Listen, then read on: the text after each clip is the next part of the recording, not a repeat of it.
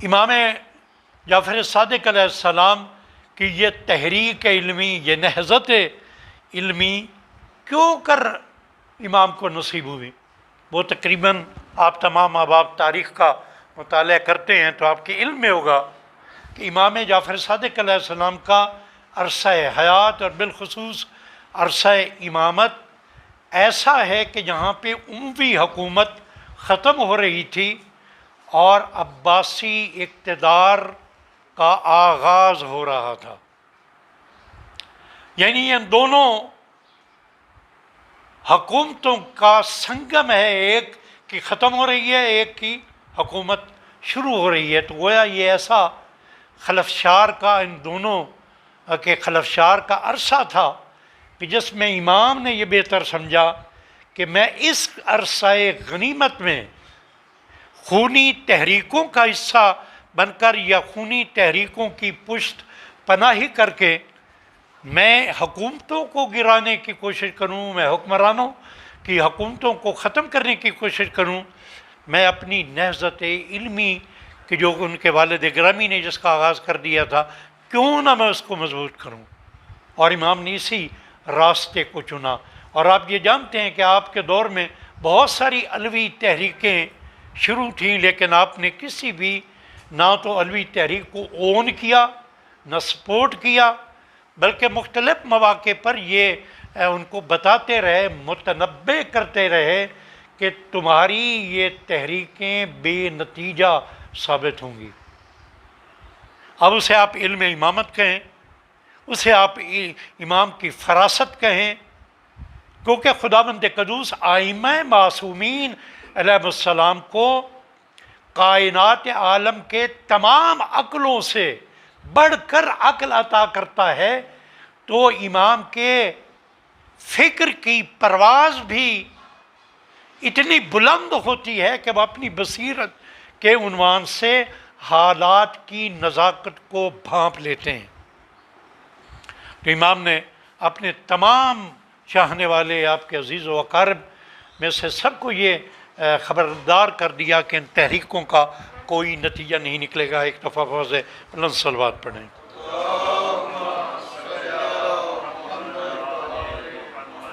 اچھا، امام کی یہ تحریک، اس کو ہم ڈیفائن کیسے کریں گے؟ یہ قابل توجہ ہے۔ یہ میں نے کہہ دیا کہ نہضت علمی ہے، لیکن آپ کی یہ تحریک، اس کے بنیادی عوامل کیا تھے، وجوہات بنیادی طور پہ کیا تھی، امام نے اس تحریک کا آغاز کیوں کیا؟ تو جو علماء کرام نے اس کو لکھا ہے وہ ہے ظلم اور سرکشی کے خلاف آپ کی یہ تحریک تھی، انحرافات کے خلاف آپ کی یہ تحریک تھی، اسلام کے اندر مختلف فرقے جو اصل میں گمراہی پھیلا رہے تھے، ان فرقوں کو رد کرنے کے حوالے سے امام جعفر صادق علیہ السلام کی یہ تحریک تھی۔ ایک اور بہت بڑا پہلو امام جعفر صادق علیہ السلام کی تحریک کا تھا، وہ اسلامی اخلاق کی شعائر کی ترویج کرنا۔ یہ بظاہر انقلابی نقطہ نظر کے حوالے سے اتنی طاقتور بات نظر نہیں آتی، لیکن اسلامی اخلاق کے شاعر کی اہمیت ائمہ معصومین علیہ السلام کے سامنے کیا ہے، اسلام میں اس کی کیا قدر و قیمت ہے، جب آپ مطالعہ کریں تو یہ ساری چیزیں آپ کے سامنے آ جائیں گی۔ ایک دفعہ فوز بلند صلوات پڑھیں۔ اسلامی اخلاق اور اسلامی شعائر کی اہمیت امام کے سامنے کیا ہے؟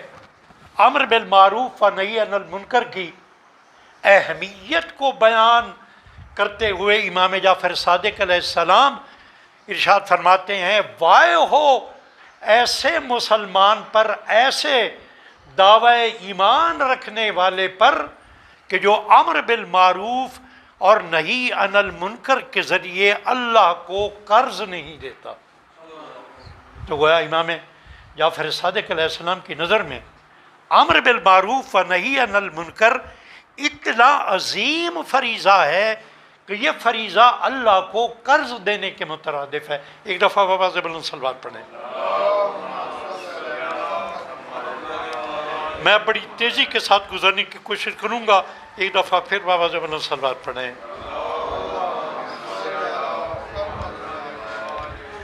امام جعفر صادق علیہ السلام کے میں نے مناظروں کی بات کی. انشاءاللہ میں 2-3 وہ ٹکڑے آپ کے سامنے پیش کر کے اور آخر میں امام کے 2 اقوال پہ اپنی گفتگو کو اختتام پذیر کروں گا. ایک دفعہ بابا زبان صلوات پڑھ دیں. جو امام جعفر صادق علیہ السلام کی سیرت پہ مستقل نظر رکھتے ہیں وہ دیکھیں تو مختلف تاریخ نگاروں نے مختلف زاویوں کے حوالے سے کچھ نے یہ تاثر بھی دیا ہے کہ امام جعفر صادق علیہ السلام کا جو رویہ تھا حکمرانوں سے وہ خدا نخواستہ معذرت خواہانہ تھا.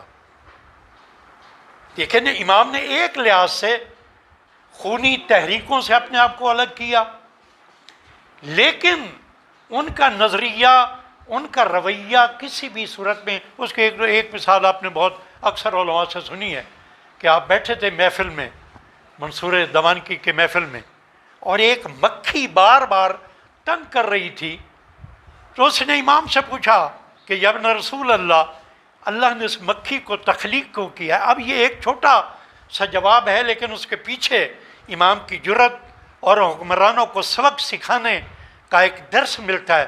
امام نے فرمایا کہ یہ مکھی اللہ نے اس لیے خلق کی ہے تاکہ یہ مغرور حکمرانوں کو، ظالم حکمرانوں کو ان کی وقعت یاد دلاتی رہے. یہ کیا جرت ہے؟ یہ معذرت خواہانہ رویے کی عکاسی نہیں کرتی. ایک دفعہ پھر بابا زبان صلوات پڑھیں. بہرحال تاریخ میں مجھے اس سے بہت سارے واقعات بکھرے ہوئے نظر آتے ہیں کہ جس میں امام جعفر صادق علیہ السلام نے بڑی ہمت کے ساتھ، بڑی جرت کے ساتھ حکومت وقت کو، اس وقت کے حکمران کو ایسا جواب دیا کہ اسے متوجہ کر دیا کہ تو اپنے حقیقی مقام کو بھول رہا ہے، یہ اقتدار چند دنوں کا ہے. اور ساتھ یہ بھی بتا دیا کہ تو اگر ہم سے خائف ہے، پائے تخت پہ تو بیٹھا ہے، اقتدار تیرے پاس ہے، لشکر تیرے پاس ہے، اور میں صرف مسند علم رسول پہ بیٹھا ہوں، پھر بھی تو مجھ سے خائف ہے. تو گویا امام منصور دوانکی کو یہ پیغام دے رہے تھے کہ لوگوں کے سروں پہ حکومت کرنا اور بات ہے، اور لوگوں کے دلوں پہ حکومت کرنا اور بات ہے. ایک دفعہ بابا زبان صلوات پڑھیں.